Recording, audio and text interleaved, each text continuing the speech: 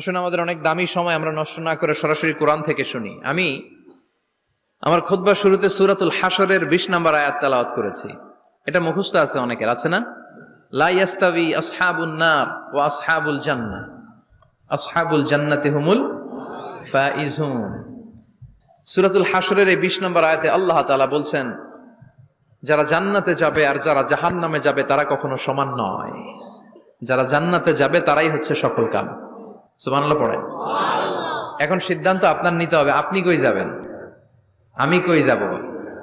আল্লাহ তো বলে দিলেন, the people of heaven and the people of hellfire are not equal. The people of heaven gained the ultimate success. সর্বোচ্চ সফলতা অর্জন করেছে তারা, জান্নাতি হয়েছে যারা, ঠিক কি না? সফলতার মানদণ্ড আল্লাহ কোরআনে অনেকগুলো দিয়েছেন। কোথাও বলেছেন, قد أفلح المؤمنون الذين